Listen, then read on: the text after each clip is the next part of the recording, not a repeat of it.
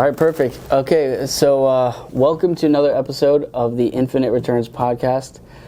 Today I have a special guest, Gabe Bowling, $65 million worth of assets, 28 years old, young. It's just a number, man. Just a number, I know, but it's pretty awesome. It's pretty awesome for me to see too, like, you know, that it's possible like that. So, question. So you got into real estate. Tell me a little bit about, like, when you got into real estate. I know you started out in Grant's office and everything, yeah. but tell me. So on the come up, I grew up in the middle class. My dad's a Green Beret in the military. My mom's stay-at-home mom, best stay-at-home mom in the world. And went to school, got A's, B's, and C's. C's get degrees. Played baseball, football my entire life, and then graduated high school and wasn't good enough to go play college baseball anywhere. So I kind of was like lost. I thought I was going to be a professional athlete. Oh, really? Yeah. And reality became a thing, and I wasn't that good. Mediocre at best. So I went to college. College wasn't for me. I almost failed out. It was like my first taste of freedom. And then I went to Google, because for me to like stay in my family's house, I had to go to school and get good grades and stuff like that. That was like the rule. I didn't have to go and work like Alicia. She worked from 14 years old. I was like a little bit, give out some. But we weren't rich for sure.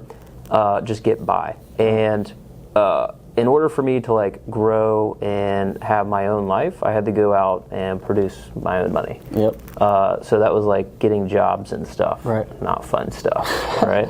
So I went to Google and I typed in, what can you get rich in without having a 4-year degree?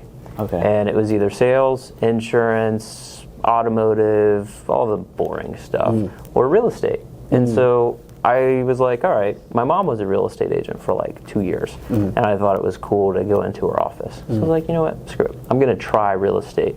I failed my real estate exam 3 times, passed on the 4th, started cold calling. At this time, I'm like...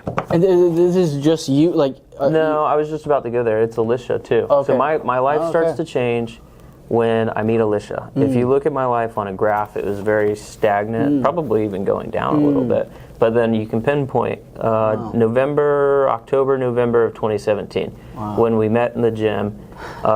We'll tell you the story offline. Hers is a little bit different than mine. And then I fell in love with her, and she was like on the bottom of the middle class, and she had to work for everything. And then she saw how I lived. She was like, listen, man, you got to get your shit together, or I'm out, respectfully.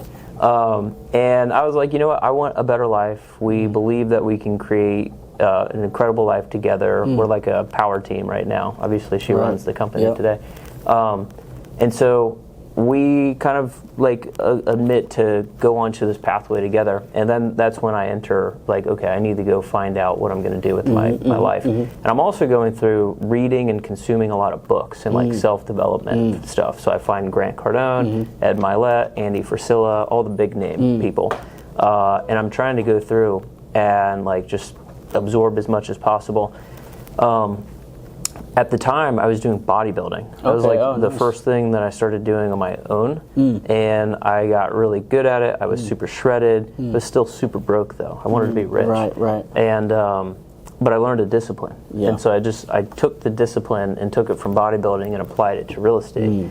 Got my real estate license, and then cold called all these brokers because that's what Grant said to do. To stand out, you can't just submit your application on Indeed and like hope and pray.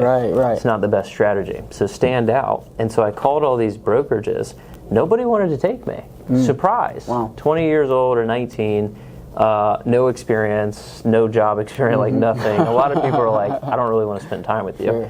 The only place that would take me, and fortunately I started here, was Marcus and Millichap. And they had what's called a SIP program. It's no longer there. It's a sales intern program where they would pay interns $8 an hour that are graduating from college in the next year to come in and do all the grunt work. I couldn't even get that position. The only way that I got hired there was because I offered to work for free because I was living at my parents' house. I was like, all right, well, I'm not valuable at all because I have no experience. The only thing I can give is my time. And so it's like I could try to go get a job and make $50 grand a year and not be happy at all, or I can just stay broke for another year and do whatever it takes to get around the right people. Right. Again, that's coming from like self-development books and like doing whatever it takes. Exactly. So I started at Marcus Millichap, I'd say February-ish of 2019. Okay. It would have been. Okay, awesome. Yeah. And so you start working there at Marcus Millichap, and that's as a grunt. As a grunt, you're cold call. That was not my title. It was investment sales broker, but I was a grunt. Okay. And I interviewed with the apartments team and the leasing team for like retail and stuff. I landed a position on a team for leisure properties like marinas, golf courses, ski resorts. So like leasing out, like no, selling golf courses. So I was training under how to underwrite a golf course, right? Okay, and interesting, a marina. Very interesting. I know, and I was doing all the comps and calling the owners to like verify rents and stuff, and then would help the team for like 9 months, 10 months, and then I sat down with the regional manager at Marcus, and he said, "There's really not that much golf courses for sale, and I want you to make money, so maybe you should go focus on something else, like apartments or retail." And at that point, I was kind of like, all right, I'm here, I'm going through the motions, I'm not making any money, I'm working for free. Right. I'm not making any money, but I'm learning. And I'm like, I remember calling Alicia and bragging. I was like, cap rate is this, NOI is this, we're going to be billionaires one day, just trust me.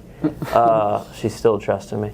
And, I got the exposure. And then Alicia sent me a job posting from Grant. At the time, I thought he was really annoying with all of his marketing. Right. So I unfollowed him, and then Cardone Capital was hiring in 2019. And Alicia sent it to me, and it was like salary of 50 or 60 grand starting, and in person every day. But you had to have some experience. So I was like, all right, well, I just basically not wasted, but put in the last year of effort. I want money. Number one, I want to move out to an apartment, and then also working for a billionaire. Being a part of a firm that early on, instead of being a broker on the sell side, you get to work in the firm and raise money for the buy side. And so that was my introduction to the securities business, and I didn't know it was that at the time. I was just hired to make a bunch of phone calls and talk to investors. And so that's also what I'm interested in Grant's office. Like, because I wanted it, because like me personally, like I want to, obviously I want to build investor pipeline, and do all that. So what are those takeaways you got from Grant's office, the things you did? I'm sure you brought some of that with you as well. Like, what was that? What did that look like there? That's a broad question. Okay, right. There's a lot. Right. There's a lot. So think bigger. You can always do more. Take full responsibility for everything that happens to you. Move with urgency. There is no time. Like you and I think we have time. There's no time. Like with what happened with Eric, that shit sucks. You have no time. Insane, like you got to move today. Right. And you can make anything happen as long as you pursue it and you do not quit. So that's like the high level stuff. Mindset completely changed everything. Self-belief completely changed everything. I also got paid very well to be there. I worked 12 to 14 hours a day, every day, oftentimes 6 days a week. So it was like super, super, super exhausting. But we were making 150, 180, 200, and 200 plus working there. So the takeaways is the first year and second year. I was there for 3 years total. I raised $100 million total over 3 years. The first year I raised about 25-ish million. And this was me trying to get really good at communication with investors, because you got to be good and perform to keep your job there, or else you're gone. And these are, so the investors, those are getting funneled in for his marketing? These are all inbound. Or cold? No, inbound. there is no such thing as cold if you work at Grant's office. And that's what 4 years later, and having raised $15 million personally, I did not take it for granted. Or I did take it for granted. For what the difference is of doing cold inbound leads to you and trying to raise money versus Grant Cardone having a line of 15 million people that want to invest with them, like them, know them, and trust them. That's so insane. Hundreds of leads are coming in every single day, spread across a team. And these are all inbound leads saying, do you want to invest with me? Text this number. I would be the person on the other side of the phone. And those are all inbound, intentional leads. Very much different than what 99.9% of people go through. Okay, exactly. And that's one of the things that I'm looking at. I'm like, how am I going to do this if I want to do bigger? Like, I was thinking cold. That's what I know. I mean, I know cold. And so cold sucks. I know, right. Everybody starts cold. Yeah. And then they become warm over a period of time. Interesting. And so he would run these ads, and then no ads. No ads. No ads. All organic. Really? They didn't have an ad budget until I left. Oh, wow. I was there for 3 years. All of it was 100% organic. Interesting. Yeah. Where's the form they fill out? Like in his It's website. It's website and a number. Jeez. You should go do funnel hacking. We do a lot of funnel hack. We go down a lot of people's funnels and see what they do. Right. Watch what people do and not say. That's what I'll say. Like the best way to learn how these people do it, like go down our funnel, see what we do. Right. Just like go looking. We start you in a 67 to warm you up, and create trust. People don't do anything with you unless they don't trust you. Okay. So watch what people do, not what they say. No, that's kind of like a side question, but because I know like Grant will do it. A lot of people do. They'll have an event we're doing this free thing, and they post the ads for the free thing. They come in, so now it's a big room, and now you're going 67 first, or there's the for us? Or yeah, sure. 67. 67, really. There's no back right after too, No, I just want them in. Okay. I just want them in. I'm a little bit. I'd say we're thinking a little bit different and bigger picture than a lot of people that do funnels. Okay. But the traditional, how Grant raises a fuckload of money every month is he sends an email and a text and a story to everybody that says, I'm hosting an investor webinar tonight at 7 p.m. And he'll have 5,000 people register for it, and he'll have 1,000 people show up. And of those 1,000 people that show up, he's going to be on the call and says, I have a new opportunity, I have a new deal, if you guys want information on that thing. Yeah, that's the pitch. These are leads that are already in the ecosystem that know about Grant. So Grant does all this free stuff to create trust and to create nurture and just exposure to these people up here. And then they're on an email list and they're getting everything. They see everything they're doing. It's like investment opportunity. Cool. Come to the call, and then from there to a phone. How liquid are you? How much do you want to invest? Right. Wow. No. It's raising capital is no different than selling anything. Sales and marketing. And that's the thing too. That is kind of like the new way too. I mean, I would say a bit of that's the kind of the pioneering method of It's how all businesses work. Every business is a funnel. It's just what size. Netflix has. Can we look up how many subscribers Netflix has? Let me chat. It's got to be I'm gonna wow us really quick. That's got to be huge. Let's get chat in the pic. 301. Jesus. Yo, chat. How many active subscribers does Netflix have, and what is their reoccurring revenue on a yearly basis? I think Ian said it too. I'm thinking. Sure. So as of the end of 2024, Netflix has around 301 million active subscribers globally. In terms of their yearly recurring revenue, they're putting in about 39 billion. Jesus. Imagine putting $3 billion up a month. So they get people in, and it's just reoccurring. Everybody has a different funnel. Every single person in the world. It's all funnels. It's all sales and marketing. Marketing starts first. Marketing makes your job much easier if you suck at sales. Right. Because if you have a good marketing, you could have just the a best matter of salesperson in the entire world, but if you go put them into a Publix next door and say you want to invest $100,000, it's like, no, I don't know who you are. That's very interesting. I could suck at sales. Yeah. Like Elon Musk doesn't do salespeople. Right. No. Elon Musk has a buy now button on the website. Yeah. Marketing is that good. It could be that good. So, yeah, man. So you took all that. So you started understanding that too, because now the funnel I did not understand. Okay. The funnel has been a very painful learning lesson over the last 3 years of us trying to do it ourselves. Okay.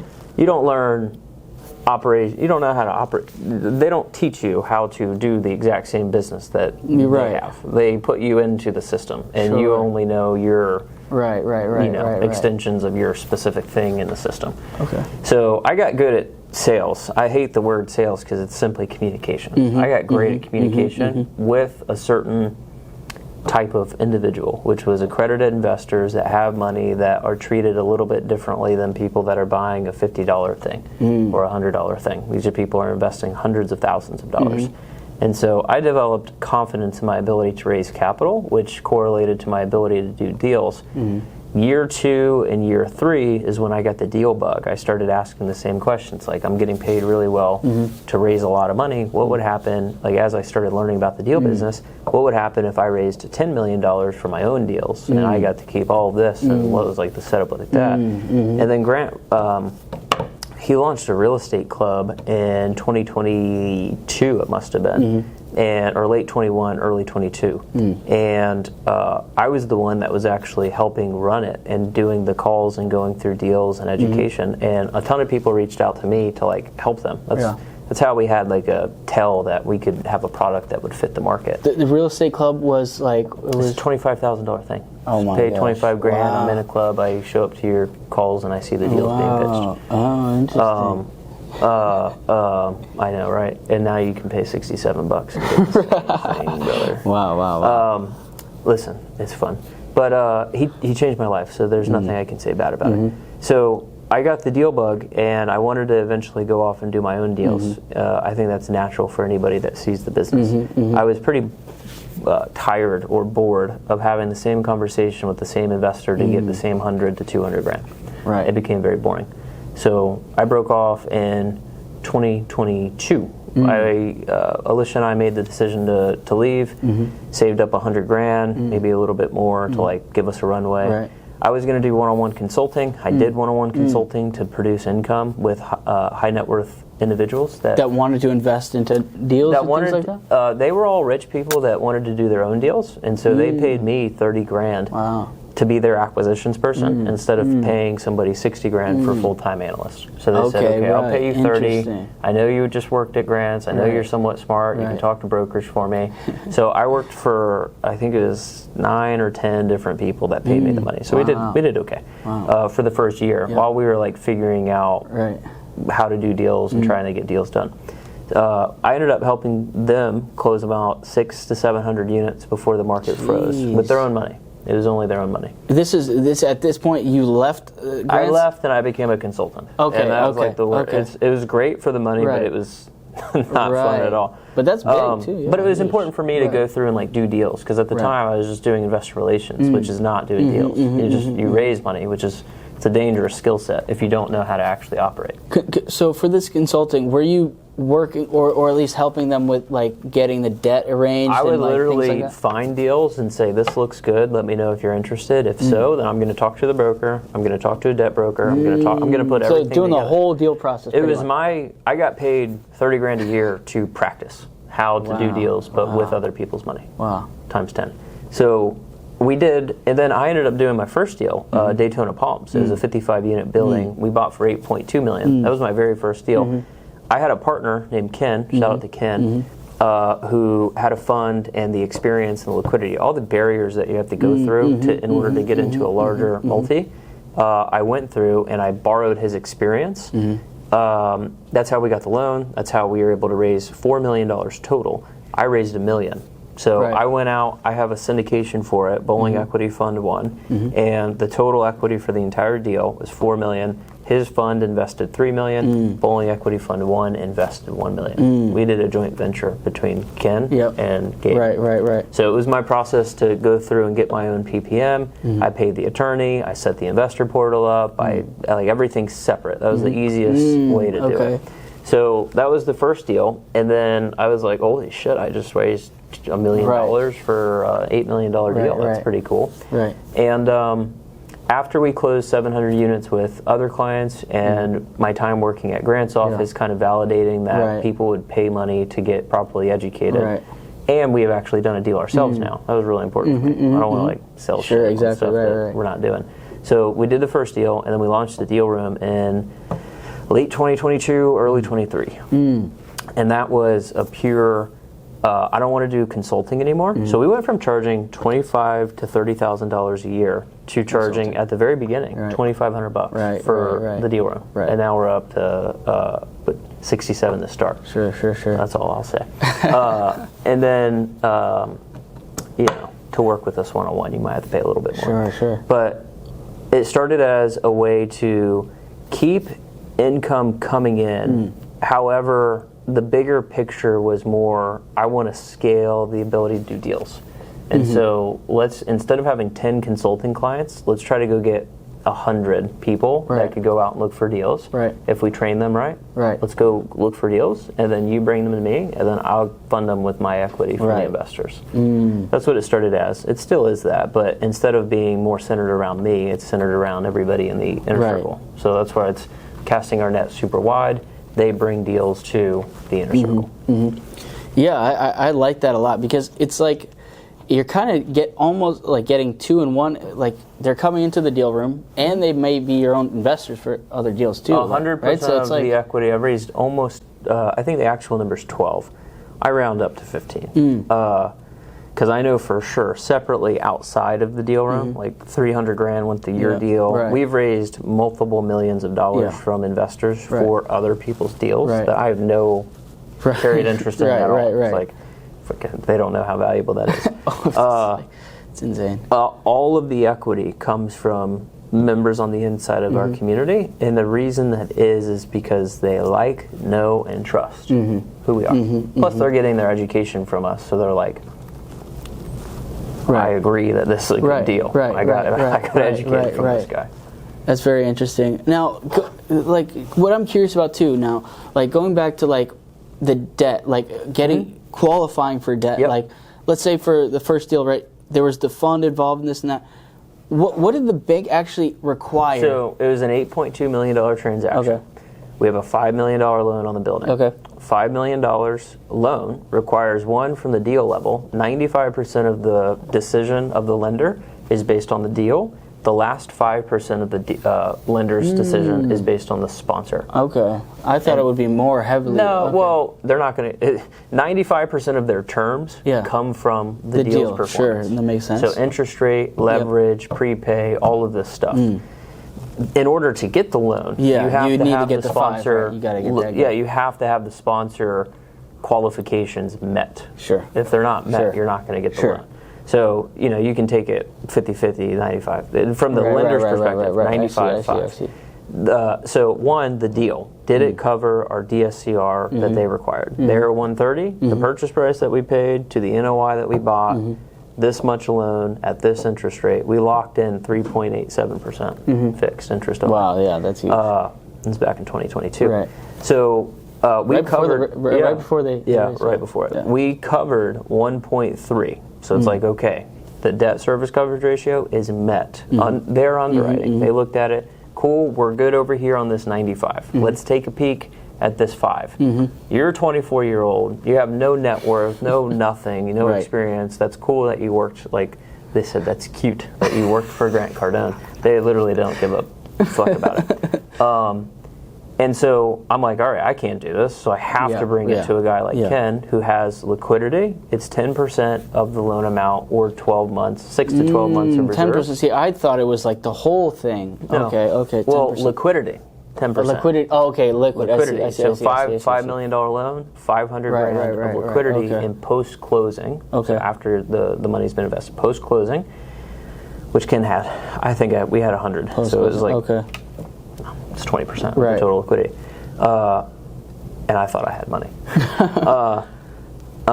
So 10% liquidity, and then 1-to-1 net worth. Net worth is the big piece. 1-to-1 net worth. So $5 million loan.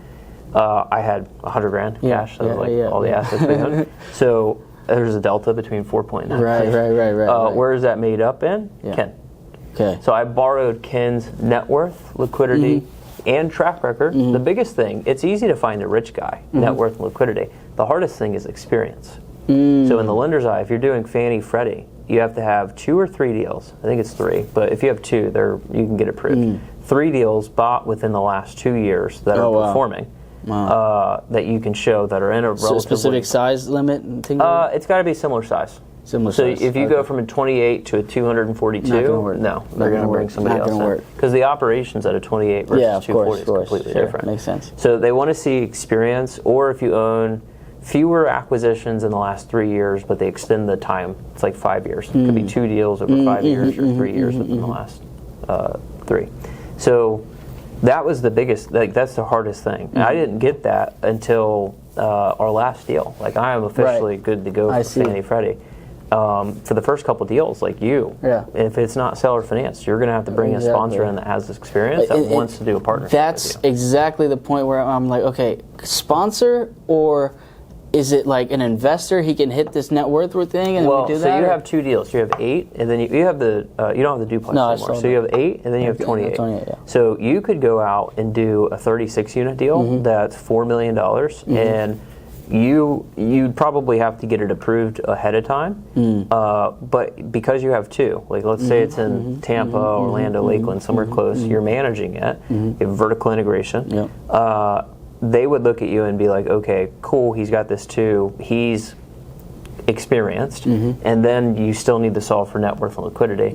It's much easier to find that net worth and liquidity, even inside the community, than it is net worth, liquidity, and experience. So you have, you have a competitive I see advantage. what you're saying. So you could do another seller finance deal and have 100% good to go for Fannie Freddie. That's like the hardest thing to get over. And then if you're good with Fannie Freddie, you're good with any bank in the world. Okay. Because Fannie Freddie's like the standard government agency. If you pass them, they're going to look at every single thing. You'll pass everything. Right. Okay. I was thinking the ballpark of like 50. Maybe I can pull a 50 off, experience-wise. Yeah. And then I think you get up to 50. Right. Because it's the same. 28 to 50. Right. It's the same setup. Right. Okay. Interesting. Okay. And so, like what I was thinking, with the investor, if I find an investor that hits the net worth, maybe there's a pool of it. Is it like just total net worth? Right? Total. Like Collective amongst the entire party. Okay. Yeah. That's the secret. I did it with the Levi. That was a $20+ million transaction. The Missouri deal is seller finance, very similar to your deal, 90% leverage. Wow.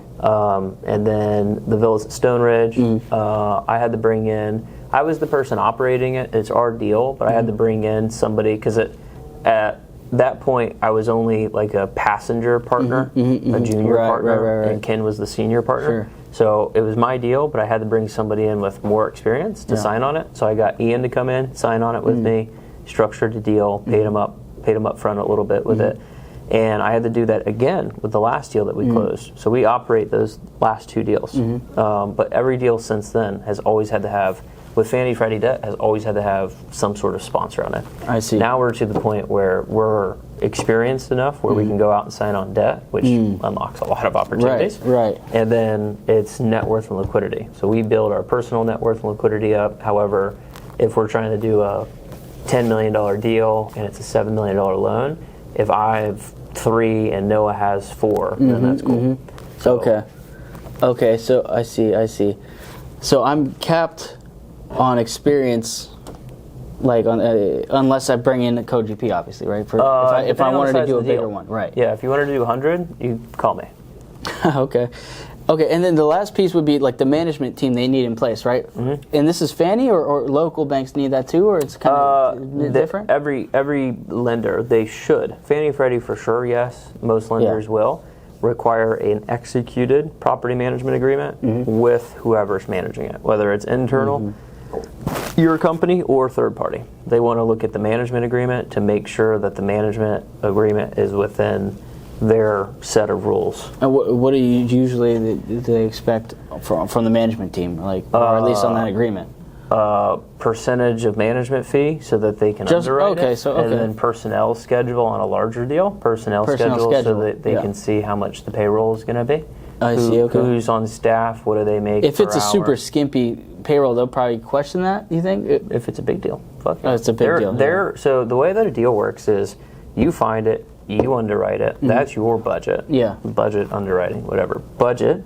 And then you send it in to the lender. The lender, they know the market rates of property management. Yeah, well, if they it's lend too on skimpy, so much. they're going to be like, they're going to look at all the comps nearby. They're going to look at the total payroll because they have loans out across the entire country. Right. And they get reporting every single quarter, and the reporting has expenses, and so they're able to look at average payroll per unit across the board, and they're going to take that average payroll and apply it on your deal. And then they'll look at your budget and start to compare. Right. Is your budget within line? Right. Is it way too low or is it way too high? Yeah. way too high, they're like, why is it so high? We could give you more proceeds. If it's way too low, they're like, how the fuck are you going to manage this property? I see. If it's right within, you're smooth sailing. Okay, interesting. So those are the main pieces, like the debt, the equity, management, whatever. It's debt, operations, equity. Right. Okay. Makes sense. Yep. Operations is asset management and property management, depending on which ones you do. And that gets into my next question. It's like, so how is it building out the team? So now you left, like you did consulting at that point. Like you left. Now you got your first deal. Now ball's rolling. How did how did that look like to put a team in place? And what was that, at least, thought process like? I got help with the acquisition sides. It's kind of a cheat code because we had the deal room, and I needed help with the deal reviews because we offer one-on-one support if you're in our inner circle, and I needed help with that. So we ended up using a lot of people that were just in the community that wanted to help, and I was like, you know what, I want to make that first real hires, like part-time but bought all the way in and now full-time. Ian, he's over there. Right. But that was the first hire that we made on to help with the acquisitions, because the asset management up to the point of doing the villas deal, it was always super easy because I partnered with super experienced people. So I didn't necessarily need the operations help because I was still partnering with other people. Now that we are in control and operate a lot of these deals, we are starting to build the asset management team next. So we've taken on a lot more responsibility. We're going in-house. Just note, we shouldn't put this online until we fire Starka. We are going in-house with our own property management, and so that has its own set of hires. But from the asset management standpoint, it's been me kind of leading it, and then using a lot of Ian's help, like building out our CapEx tracking sheet, building out all the things that we built out. I've leveraged the hell out of Ian. He's probably two people in one. And I think at the very beginning, you need to have somebody like that that's bought in, that's all the way into the mission, and sees the upside of the firm's growth and wants to be a part of it that early. So that's kind of like how things started to develop on the deal side. And then, I mean, at the very beginning, you have to be the solo person that does everything. You're talking to brokers, you're talking to investors, you're talking to lenders, you do it all. Yeah. No, that makes a lot of sense. Yeah. Okay. Well, it's a lot of the points that I was curious about. Now, like one of my last questions are like, where do you see it going? Like, where do you want to take it? Like, yeah. How do you see that? The way I look at it right now is we have two main engines. They kind of integrate with each other. We have the used to be called Bowling Capital. Now it's called Impact Equity. And these it's Impact and then a deal room. Impact includes Impact Equity and then Impact Property Management Group. That's just our management company to the deals that we're acquiring, raising money from outside investors. So that's our firm. And then we have the deal room. Now, it's no secret that all of the equity for the deals over here come from the deal room. So do you see how the deal room kind of sits on top of integrated, the thing? Now, it's not the only thing. Like there's plenty of people inside of our community that are able to take advantage of the investors inside of our community. Like you and like other people. There's been plenty of people that have raised millions of dollars inside of our community. It's like I couldn't be happier for it. Because nobody else out there does it. They always want to take it for themselves. It's like, I'm going to benefit only, and the people that pay us money don't get the benefit at all. I'm like, that sucks. I don't like that. So we're trying to build a community around the members inside. Like, for instance, you doing a deal and using and partnering with John makes the deal room so much more valuable because it's like, it's proof that not only Gabe, the person at the top, is benefiting. Like a random 25-year-old kid can join and raise $300,000 for a $3.5 million deal. That's cool. And so our goal, we've been thinking way too small for the last 3 years. We've only built the higher ticket, higher entry point thing, looking for quality. And we have a great quality group now. Now it's more about scale. How can we impact and change people's lives at a greater scale? Hence why we named the real estate company Impact.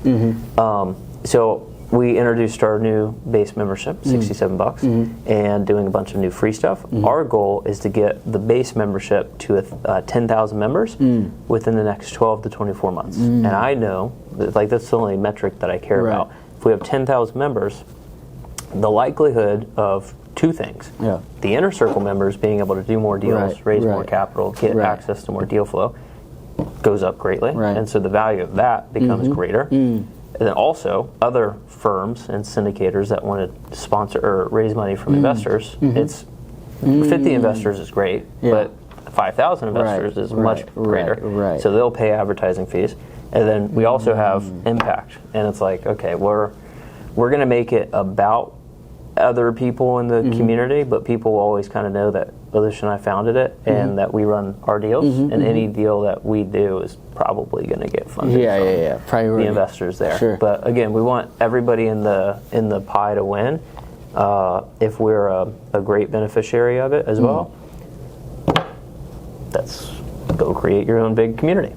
Yeah, no, I think that's really awesome. It's really unique, like what you're doing too. Yeah, like, we want to do like the bigger pockets version of commercial real estate investing, and there's a bridge between retail capital. So institutional money has always controlled the private equity world, and up until 2012, I believe, or 2012, and the Jobs Act under Obama, they allowed the Reg D exemption, which allows us to go out and publicly promote to the everyday retail investor. Right, and not having to be accredited investor, yeah. Even the accredited, like the everyday person that makes, they could invest, but they weren't, the institutions would go get money from pension funds. And not the individual investor. Okay, interesting, yeah. And so the individual investor really hasn't had access to private markets up until 2011, 2012, unless you were, in with the country club crew. Right, yeah, exactly. You have to dig deep for it. It's not public. It's not like Robin Hood stock market. It's like the whole remark of like daddy's money. It refers to that whole world. And it's like, it's an interesting thing. So the retail world is 12 to 13 years old from everyday people having access to it. So it's like that's what Grant built his entire thing on. Exactly. Giving access to institutional quality assets to the everyday investor. So there's a lot of interest from the private market with everyday regular investors, and so the deal room will kind of serve as a bridge for a lot of the commercial real estate deals that get done, and the everyday investors. Yeah, no, that's like it's like a pioneering type of thing. It's brand new. I mean, 10 years is like it's nothing really. So. AI was invented or like released at MIT. I think it was 2013. I could be wrong on that. We might need to fact check it with Chad.